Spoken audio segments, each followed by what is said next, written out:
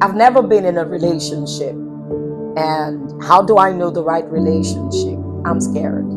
I get asked this question quite often, and I just got asked the question right now, and I decided to do this video to explain what to do and how to navigate through that season or through that question. Now, the truth of the matter is, as believers, as Christians, you need to understand the core of your existence, right? It is spiritual growth. A lot of people don't realize they're not growing spiritually, and they're making decisions, life decisions, decisions that can affect their lives. It's like a child, it's like a 2-year-old, making a marital decision or a business decision or critical life decisions. Now, that child is going to miss it, is going to get it wrong. So I believe that spiritual growth is the foundation of any believer. You need to grow first, and you make decisions from that point of view, from that place of growth. The second thing I want to say is you need to find you before you find a spouse. You don't find a spouse because you're of age. You don't find a spouse or desire to get married because your biological clock is ticking, right? You find a spouse when you have found yourself first. You can't put the cart before the horse. It's the horse that drags the cart. So you need to find yourself. Get on a journey of self-discovery. Get on a journey of purpose discovery, because that's the foundation of anything. Why are you living? Your purpose becomes what directs your life. Your purpose becomes the reason for your life, the reason for your being. And it also helps you to identify what your core values are, right? When you know who you are and you know the journey you're on, you have an understanding of the direction of your life, which is purpose, then you're able to know the right person for your journey. You don't get married because you love somebody. You get married because you have the same values, you're going in the same direction, then love comes after. So find your purpose. First of all, the first thing is to grow spiritually. Get on the journey of spiritual growth. The second thing is to find you, find your purpose, find the reason for your existence.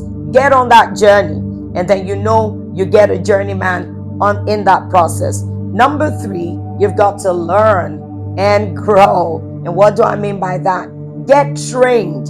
You've got to learn. You've got to read books. How many books have you read? You want to get into a relationship. How many books have you read about marriage? You want to get into a relationship. Have you attended trainings? Do you understand? Have you learned? You have to consciously learn. Just like every other thing of value in life. You have to learn. You have to learn. You have to learn. You have to read. You have to invest in knowledge. Knowledge empowers. Knowledge helps you to make the right decision. Knowledge inspires you so you make the right decisions. And lastly, mentorship. And this is probably one of the most important, mentorship. And I suggest that believers marry from within their community. Why? You see, it takes a community to make anything work.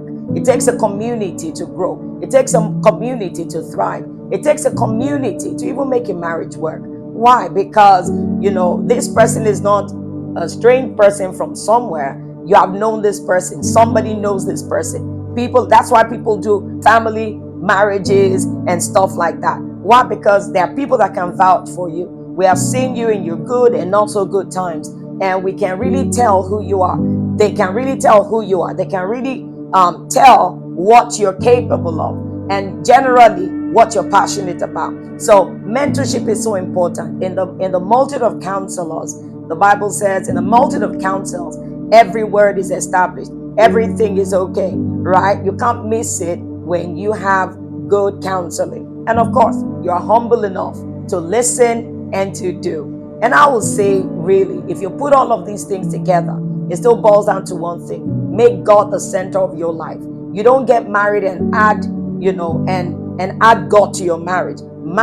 God and purpose should be the core of your life. And then you add marriage, and then you add career, and then you add every other thing. When Christ becomes the core and the foundation of your life, then you make decisions based on your relationship with God and not based on your emotions, and you will get it right that way. Now, if you have any questions at all, any question about life, ministry, purpose, identity, relationship, marriage, finance, whatever it is. You have any question at all about life, come on, send me a mail to dearrd@gmail.com. It's going to be right there, to dearrd, to dearrd@gmail.com.